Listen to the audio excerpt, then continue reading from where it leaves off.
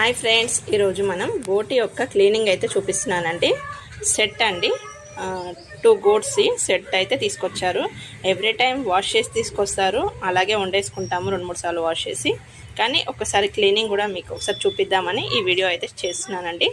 ఇలా పేగులని 2-3 సార్లు ఇలా చేతికి రొటేట్ చేసి లోపలంతా క్లీన్ చేసేసి కట్ చేసుకోవాలండి. ఇలా మొత్తం లోపలిది ఇలా అనేసి ఒకసారి వాష్ చేసుకోవాలి, తర్వాత కట్ చేసుకోవాలి. ఇలా అన్నీ సపరేట్గా ఒక్కొక్కటి వాష్ చేసుకోవాలండి.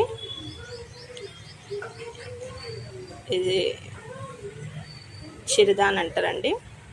అలాగే దొబ్బ, ఇవన్నీ పేగులండి. బొంత ఒక్కొక్కటి ఓపిక్గా క్లీన్ చేసుకోవాల్సి వస్తుందండి. 2 ఉంటే కంపల్సరీ 2-3 కావాలండి. క్లీనింగ్కి టైం పడుతుంది. హాట్ వాటర్లో వేసి బొంతని ఇలా అనేస్తే స్కిన్ అనేది వెళ్ళిపోతుందండి ఈజీగా.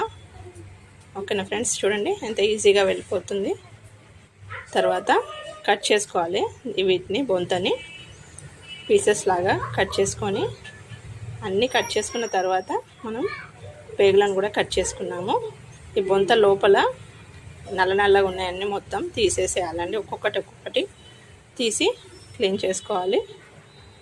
మొత్తం ఒక దాంట్లో అయితే వేస్తున్నాము.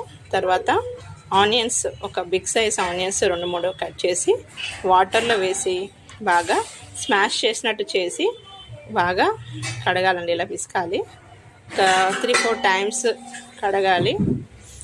కడిగి వాటర్ అన్నీ పోయే వరకు చెన్నీలో వేసి పెట్టుకొని మనం కర్రీ అయితే ప్రిపేర్ చేసుకోవాలి. వీడియో నచ్చితే లైక్ అండ్ షేర్, సబ్స్క్రైబ్.